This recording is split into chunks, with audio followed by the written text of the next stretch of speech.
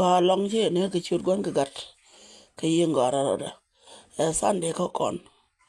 Wala changa wel badak. Yo ka ta waro ba changa war bangwan. Che ku tungrit. An ma baharech. Kor ya ka pok tap. Ko to gene ke ta diech ne mandan. Jatin mana ta ba kela mani ta baro mo ka wura. Beja mat kan tor biel te chungwa. Ken ke la chop. Chikarum gana. Palne ka wai nwar ka wai loka chana pal ko bu ko nyal kur mu ko ter ka war chorne re mot ba kwide belat de cha gang kir wa bor cha wara ka puk tabande cha wunyi kana bor char law nwar che mar ngo ku nyal be bum mi cha yo nyomang ni wala ko do gwa ngaye ke kuma kira gwa ngaye an malari yin juwi muon kor ja ka puk tap antama kor cha to ke ta di cha lo nuar cha ma tor bi ndo ngwan ko ndin chuo bu ko nyal ba lwang be no ngajen jiram bu to ja gwa bu to tino ke rek dur man dung pa jutin o korame ta ka ayo kene kuma kier mi ci je mu tuna na ti ja palun chwal na ko nyal bata kel ka ye be ye lok kone to gol to windi nanan bine pal ko len kon ci gwat ban ka kwidan cheng bi aryaw kala wa ma na ji ka te jiran a jen kor no mo kor ja ka puk tap ma ne tame mi jira mata karan ka puk tap ti ka pon mari tich ko ren kan mi ken tuok che halada mi ti karan ka puk tap mari tich ni ali wiye ka long ne ni jana mu wiye long ne mi cha de cha joj jena gwa ba o tin ka cha ja yo cha ka chi ka na joj ba ka woni ka chieng ma cha bi chen ko mi al jatin bi yo mu wa o jo ne ke bine kon ben cha gal to cha ka benak reng no wa jo ne kon mu wa jo ne ai go jen biare ko don jen bi chieng kula pal jin ni jana mu wiye no mo mi cha lat na mo mi cha lat wo ba gali ba ka nake amlat tel faker telungu mu ku yenta mam ka ta ba kel ga war ka pok tap re tuari re jen re deka jen bu mamat telungu ko be ye gambo che me che ne te kon de cha pa la gadi cha ka pa la ken ti ni ju ko nyal ko be ju be no kor ja ka pok tap to ge ka ta die amana ta ba kel mani ta baro te tin kor ko je bu ko lo chon ka ta ba dak ke ta ba ngwan bor char ja kor cha ma ga de je tel pa je ne bo kor ke te mo gwi bor ngana poinda bo wa mela da pan cha wo ka to da to kon mi ko lo wa poinde be wor long ke cha ko do do woni ne ka wan wor bor pin ngaje jen buma kora mo bi ter ko nyal Uganda sin chanang ani kan nyen ka lawto jinwar do diena mo mutiaki ati ka kwel che yen ja yot tin tie ka law ke yenda law moy dam e bor cher cha tuk ti yintin ngoy kene ke chwech ka tela ka dam wi aka ke mi cha ye ban jo ka chi ko borom no ka puk tap ken ko rom ko yot lwaga bor cher ye duna kel kanore le atara mon kira liu ka rew je le akel ko ku nyal be kamrar re de kanam ke bi che ke lia 2013 yen ga wo lwa ga bor char ko kuje min nane chang dai chi mana na ko kien da ka ben de ka kan yer kuje me jo kir ka gwang kir te la gwa bi chup ke yene tin tie ka lwa ga lo ka la sa man tem ka jan ta ka roi ka kona chang chu wo yo di pon cha kam nyal lingene de mai ni ci da mara gida ka leng dien kan dai ana jande lariya lwa ga ne kon ko kor yene ti tie ka nato lo ka kor ko to ye ka ta die meter wu de dor ka pok tap ja na tin mana ta bakel antama kor che je ga long bana ka lengwa ba chong tino kor je ga lo ga ayo ko ayo a cha ba tiam ko jen te le ku ke te la jok ka lo koro yene ti tie ka to yore wie a wore shin mite ka je mi tot nya bor yone te de shin la malicha ni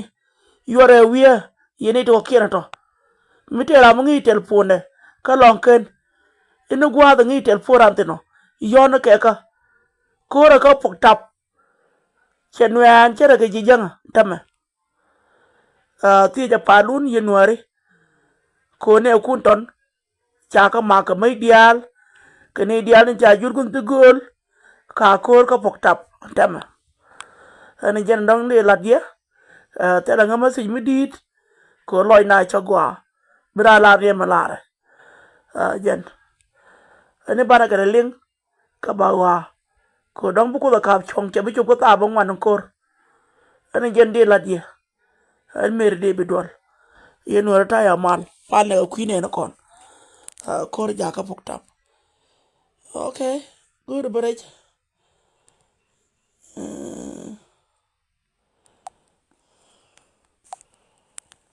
on na ja pa de re ko je no bana no rech ajen message kama ye na mo yene din che jak chiara je bala o joga ne to ken yen lo to ko ken te ka telefoni ka jipa jot ken gwa ngi mo chenga pa yer chenga lonken chenga koba yona ka pon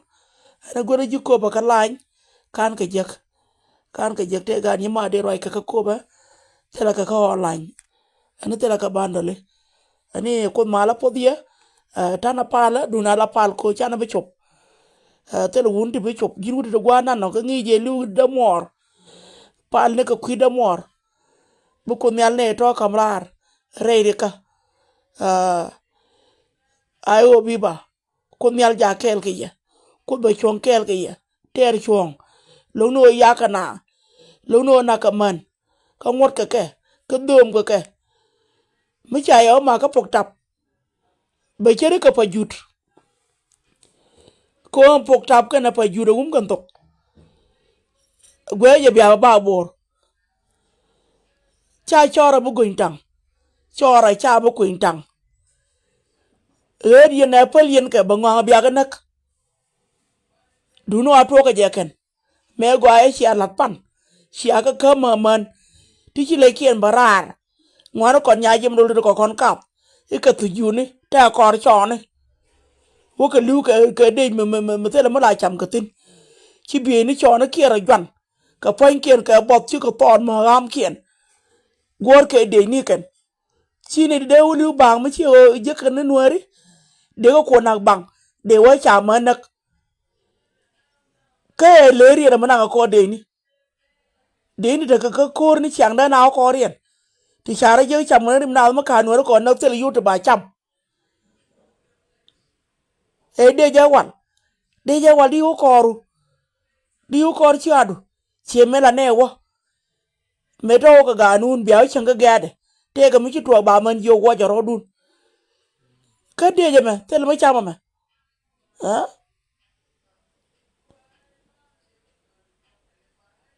a kon to ken